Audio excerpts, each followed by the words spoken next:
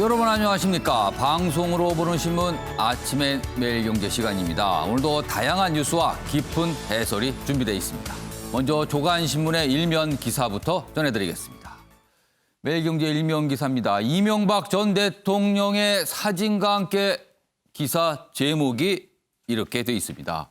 이명박 징역 17년 확정됐다. 내달 2일 재수감 된다. 이런 얘기입니다. 지금은 보석으로 석방이 돼 있는 상태죠.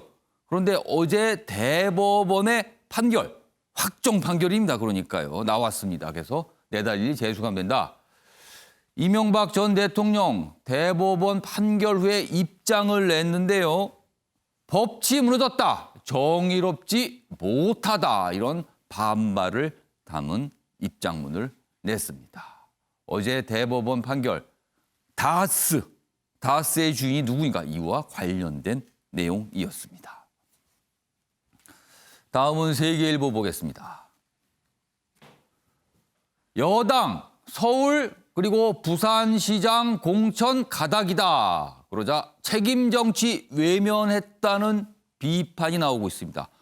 오늘 거의 대부분의 신문이 이 소식을 전하면서 약간 비판적인 입장과 제목들을 좀 달고 있습니다. 당원을 무시했다 이런 겁니다. 그러니까 민주당 당원에요. 자책 사유로 뭔가 공석이 발생했을 땐 후보를 추천하지 않는다 이런 조항이 있거든요. 그런데 이거를 바꾸겠다는 겁니다. 내일과 모레 개정 찬반 전당원 투표에 붙이기로 한 겁니다.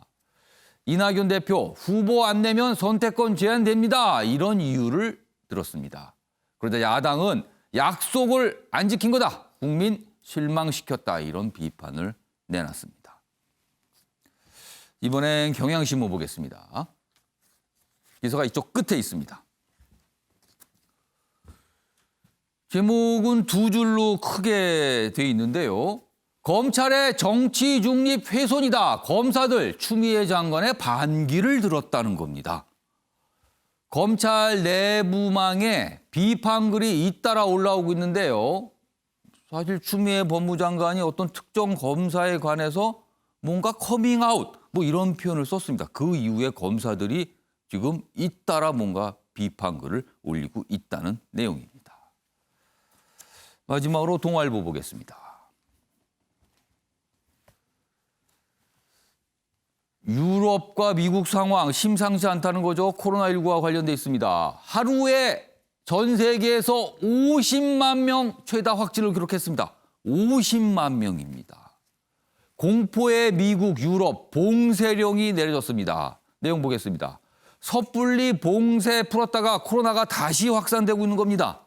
한 달간 프랑스는 이동 제한, 독일은 시설 폐쇄입니다. 한 달간입니다. 한 달간. 나오지 말라는 겁니다. 한 달 동안. 미국도 식당 등 실내 영업장을 문을 닫았다. 이 상황에서 아무래도 경제가 걱정이 되겠죠. 미국과 유럽의 증시, 주가 지수들이 3% 이상 급락했다는 내용도 담고 있습니다. 지금까지 일면기사 전해드렸고요. 오늘도 뉴스의 행간을 깊숙하게 설명해 주시기 위해 네 분 자리하셨습니다. 한 분씩 소개해드리겠습니다. 먼저 김관호 계명대 교수 자리하셨고요. 그 옆에는 조대현 정치평론가 나오셨습니다. 그리고 장윤미 변호사도 자리하셨고요. 마지막으로 주연규 삼육대 겸임교수 나오셨습니다. 안녕하세요. 안녕하세요.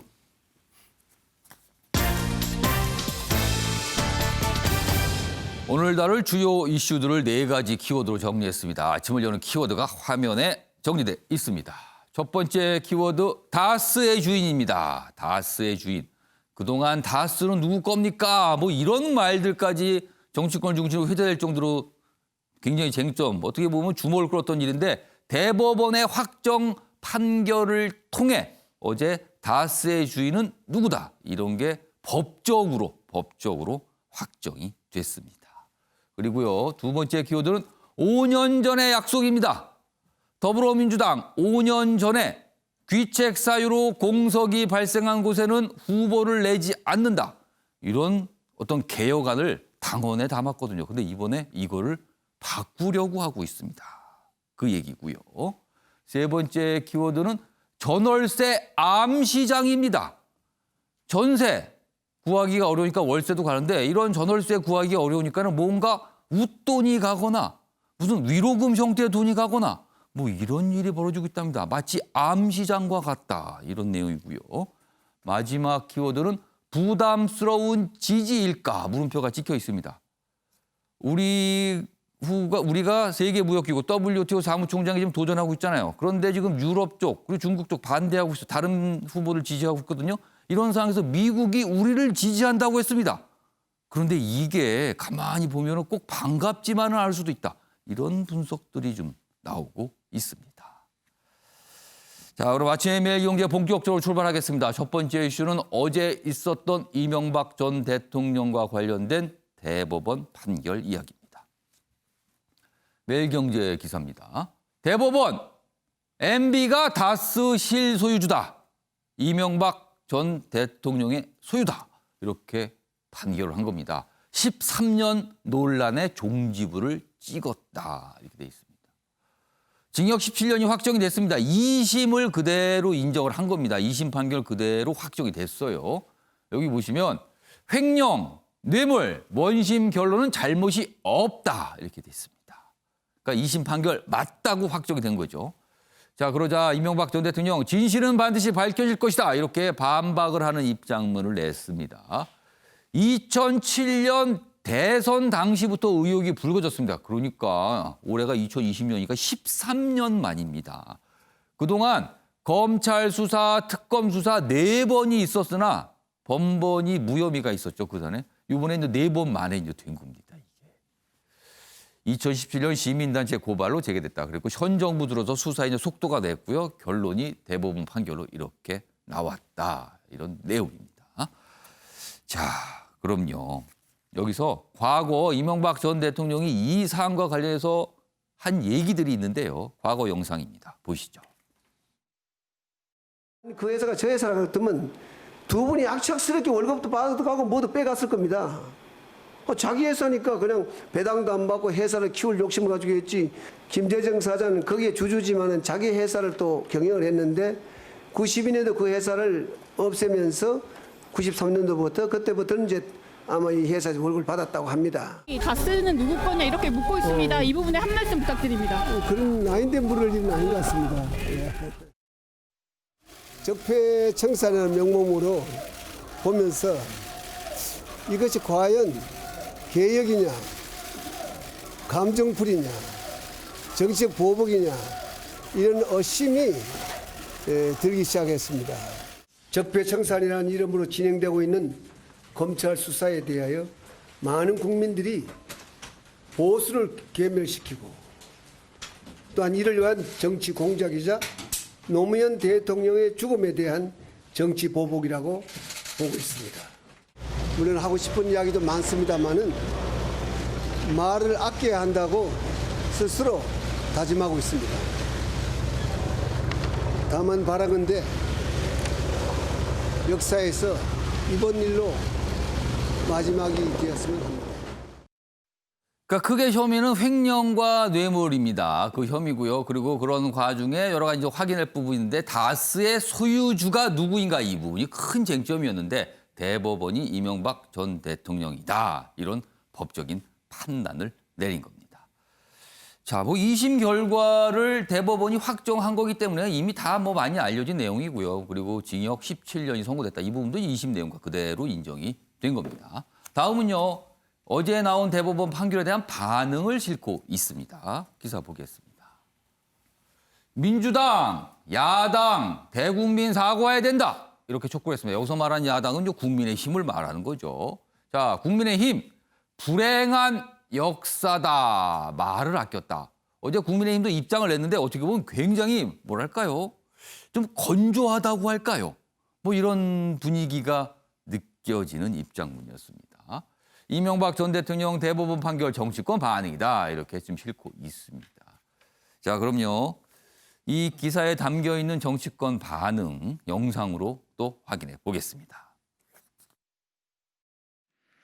국민이 선출한 국가 원수이자 국정의 최고 책임자가 형사처벌을 받는 것은 우리나라에게도 불행한 역사입니다. 되풀이되는 역대 대통령의 형사처벌이 개개인의 잘잘못을 떠나 대통령에게 너무 많은 권한을 준 헌법 체계에서 싹트지 않는지 깊이 성찰하고 대안을 마련할 때입니다. 이전 대통령은 다수 실소유자로서 비자금을 조성하고 이를 은폐하기 위해 국가 시스템을 무참히 파멸로 몰고 갔음에도 전혀 반성하지 않는 태도로 일관했습니다. 이러한 범죄를 저지른 이가 대통령이었다는 사실이 부끄럽고 한탄스러울 지경입니다. 지금이라도 본인의 죄가에 대해 모두 달게 대가를 치르시길 바랍니다. 자, 요 기사 부분을 좀 보겠습니다. 여기 앞부분입니다. 이쪽입니다. 여기 더불어민주당에서 대변인 논평에 나왔는데 내용은 이랬어요. 국민의힘은 이명박 박근혜 전 대통령의 비리에 대해 국민께 사과하고 과오를 되풀이하지 않기 위해 고위공직자 범죄수사처 출범에 협조해야 된다. 또 이 공수처 얘기를 여기다 같이 좀 했습니다. 그리고 앞부분에 국민께 사과하라 이렇게 얘기를 한 겁니다. 자, 이 부분 좀 패널 분들과 이야기 좀 나눠보겠습니다. 먼저 김구락 교수님. 네. 상황이 이 정도 됐습니다. 그리고 앞서서 김종인 국민의힘 비대위원장 과거를 명확하게 청산해야 된다 이런 얘기를 좀 했거든요. 지금 이 상황 국민의힘이 좀 대국민 사과 이런 걸 좀 해야 된다고 보십니까? 아니면 뭐 다른 의견이십니까? 반드시 해야죠. 지금 어제 사실 결정은 한국 정치사에 또 다른 오점을 사실 남긴 거거든요. 그러니까 예. 전직 대통령이 17년이라는 중형을 받고 그것도 뇌물과 횡령이라는 부정부패의 거의 상징적인 어떤 혐의로 예. 받은 것이거든요. 이것이 조금 전에 아마 이명박 전 대통령이 마지막이었으면 좋겠다 그러는데 국민들이 더 그렇게 생각해요. 더 이상은 이런 전직 대통령이 이런 이 처벌을 받는 상황이 예. 나타나면 안 되겠죠. 예. 이런 부분들이 국민들이 언제까지 봐줘야 되는 건지에 대한 고민이 굉장히 깊습니다. 그래서 저는 이 부분에 자당 출신으로 지금 이 당선이 된 거잖아요. 국민의 힘이라는 어떤 당으로 명칭이 많이 바뀌긴 했지만 전신입니다. 전신입니다. 예. 그러면 이 부분에 대해서 사실상 최선을 다한 반성, 사과. 이게 2007년에 그 전에 이루어진 일들이에요. 그리고 예. 이것도 BBK 사건과 또 연루가 되거든요. 예. 거기에 5천 명이라는 피해자가 있었고 5천억이라는 어떤 피해를 본 분들이 있어요. 그거를 예. 사실은 밑바닥에 깔고 당선되신 분이에요. 그러니까 이 부분에 대해서는 책임 정치를 강조한다면 예. 사실은 국민의힘 당이 굉장히 아주 깊은 반성을 하고 다시는 이런 일들이 없겠다는 것을 대국민 선언을 하는 것이 어떻게 보면 이 기회에 다시 한번 새롭게 태어나는 예. 유일한 길이다 이렇게 생각합니다. 조대현 평론가, 어제 김종인 비대위원장 기자들이 이 대법원 판결에 대해서 입장을 좀 물었는데 사실은 약간 뭐 언론적인 입장, 뭐 대법원 판결이 난 거다, 뭐 약간 이런 취지의 얘기를 했는데 국민의힘 앞으로 좀 어떤 반응, 어떤 대응, 뭐 이런 게 좀 있어야 된다고 보세요?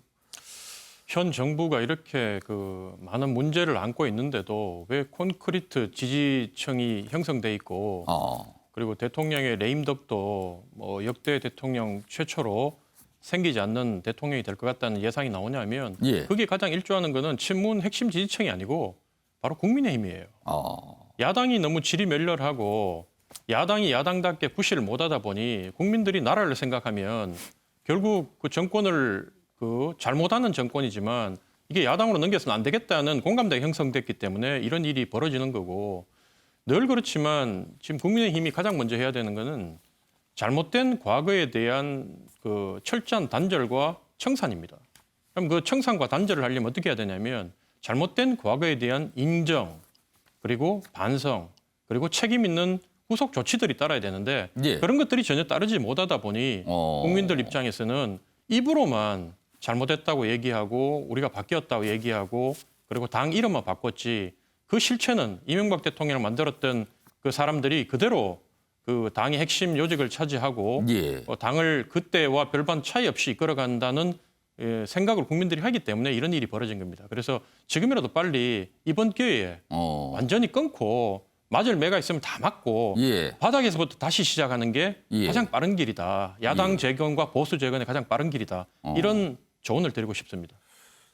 근데 조대현 평론가, 현실적으로 국민의힘에서 어떤 국민에 대한 어떤 좀 사과, 깊은 사과라든가 어떤 뭐 그러면 이런 거에 대한 어떤 반성입니다. 이런 입장 표명이 나올 걸로 보세요? 아니면 그거는 좀 그렇게까지는 가지 않을 것 같은 걸로 보세요? 뭐 현재 저는 지금 분위기로 봤을 때는 예. 이 뭐 건건마다 지금 대통령 두 분이 지금 걸려 있는 거 아닙니까? 예. 그래서 박근혜 대통령의 재판이 끝나면 어떤 식으로든 입장 표명이 따를 수밖에 없을 것이고 특히나 그 연말이나 뭐 이렇게 되면 그 내년 재보궐선거, 예. 서울시장 선거도 걸려 있기 때문에 그런 부분에 있어서 이제 이 뚜껑을 딱 열었을 때 지지율이 이제 후보가 결정돼 가지고 이렇게 지지율이 발표됐을 때 여론조사가 거기서도 뭐 5% 이상 밀린다 지금처럼 이런 결론이 나게 되면 어쨌든 어차피 마지막에는 할 수밖에 없을 것이다. 저는 그렇게 봅니다. 할 수밖에 없다. 예. 할 수밖에 없다라는 전망을 하셨어요.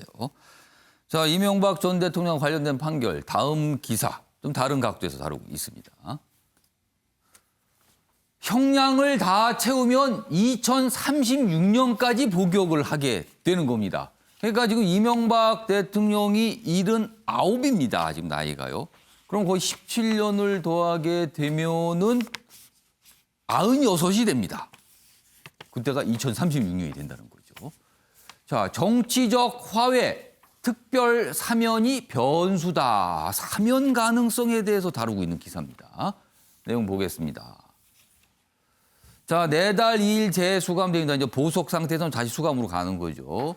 2월 석방 후 251일 만에 재수감이 되는 건데 보석 등으로 실제 복역은 1년이 안 됐다. 그러니까 요거는 17년에서 좀 빠지게 되는 거죠.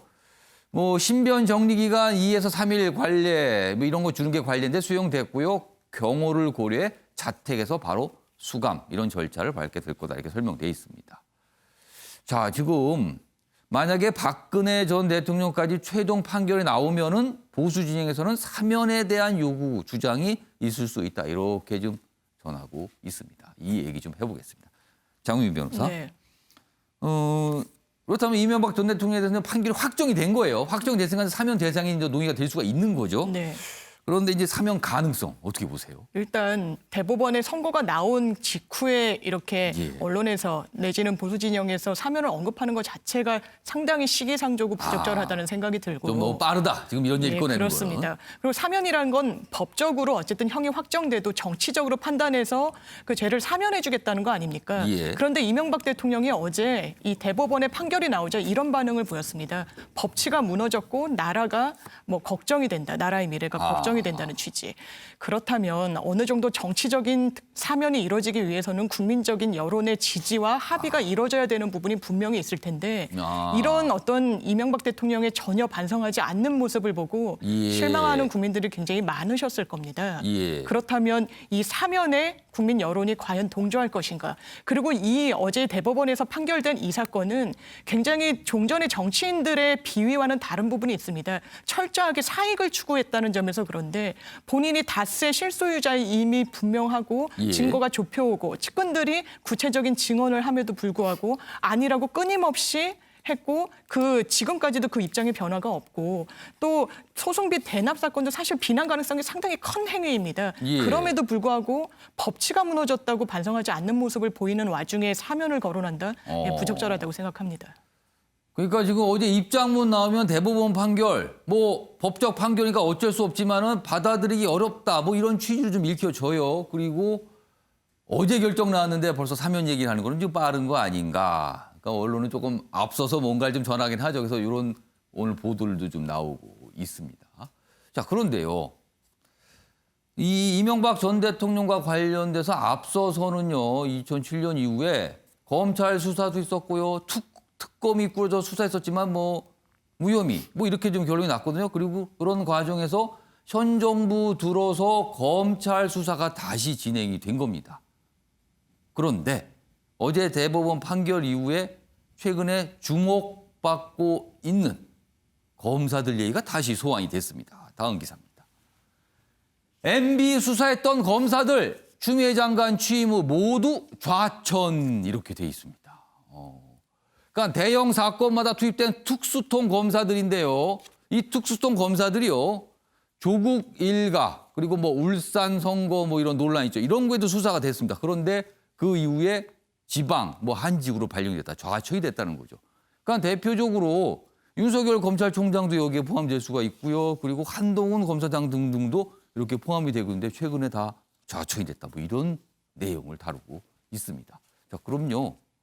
벌써 몇 년이 지났습니다. 한동훈 검사장이 과거 MB 수사를 했었거든요. 그러면서 몇 가지 얘기를 한 영상이 있습니다. 확인해 보겠습니다. 첫째, 이 전 대통령이 주식회사 다스의 실소유주라는 사실을 확인하였습니다. 검찰은 오늘 이명박 전 대통령을 특정범죄 가중처벌대에 관한 법률상 뇌물수수, 조세포탈, 국고손실, 특정경제범죄 가중처벌대에 관한 법률상 업무상 횡령, 형법상 직권남용 권리행사 방해, 정치자금법 위반, 대통령 기록물 관리에 관한 법률 위반 등으로 구속 기소하였습니다. 자, 주원규 교수님. 현 정부 들어서 이명박 전 대통령 관련 수사를 한, 그리고 뭐 대법원 판결까지 이어진 거잖아요. 그 내용이요. 그런데 이 검사들 그 이후에 좌천이 됐다. 이 상황은 뭘까요, 그럼? 딱 한눈으로 볼 때도 저는 이번에 이 인사가 추미애 장관의 검찰개혁의 역사적 오점으로 남을 거다. 그렇게 볼 수밖에 없습니다.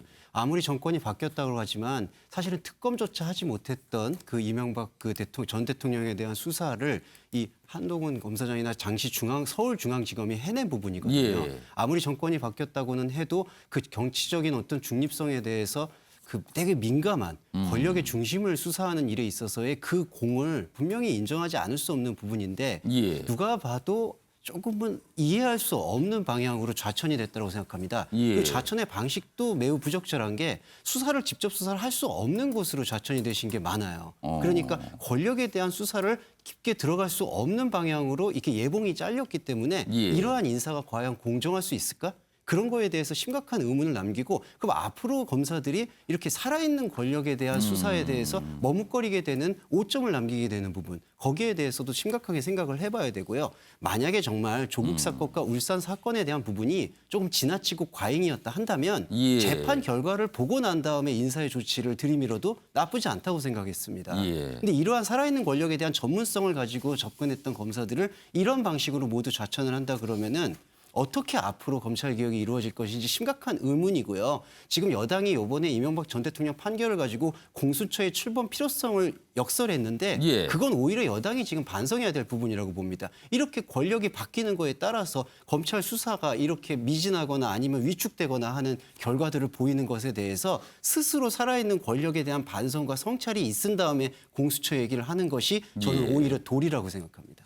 자, 김구락 교수님. 사실 이명박 전 대통령 수사를 했던 검사들 어떻게 보면 지금 검찰 개혁 대상이 된 거잖아요. 이 상황은 참 어떻게 좀 봐야 될까요, 이게? 저는 그 부분이 검찰 개혁의 원 이유가 된다라고 생각합니다. 왜냐하면 2008년에 당선되자마자 특수부가 수사를 했어요. 무혐의 나왔습니다. 특검도 무혐의 나왔어요. 4차례에 걸쳐서 했지만 다 무혐의 처리됐어요. 즉 권력이 살아있을 때에는 실질적으로 그 검찰이 칼을 들이대지 못한 거거든요. 그런데 이제 정권이 바뀌어서 자유롭게 칼을 쓸 수 있는 상황이 됐기 때문에 지금 한동훈 검사 등등이 그걸 가능하게 된 것이지 그때도 할 수 있었던 거예요. 찾아서 하려면 많은 증거물이 찾을 수 있었을 텐데 애써 눈을 감은 것이고 지금은 눈을 부릅뜨고 한 겁니다. 그렇기 때문에 이 같은 사람들입니다. 같은 특수부고 저는 그런 차원에서 검찰이 상황에 따라서 수사의 강도를 달리하고 있다. 저는 이렇게 평가를 할 수 있다고 생각을 해요. 그래서 지금 이 추미애 장관의 어떤 인사 이건 논외로 치고 다른 결입니다. 일단은 이제 검찰이 그 당시에 어떤 수사했던 것과 지금이 이렇게 다를 수가 있느냐. 그럼 같은 사실인데 범죄 혐의가 같이 그 사이 변하지 않았잖아요. 그런데 완전히 다른 결과가 나왔다는 거는 수사한 검찰의 책임인 거죠. 자, 그러니까 이제 두 분 얘기 들어보셨죠? 약간 어떤 시각 차이가 다를 수도 있고요. 의견이 다를 수도 있는 상황인 겁니다. 그래서 오늘 또 이런 기사도 좀 다뤄지고 있습니다.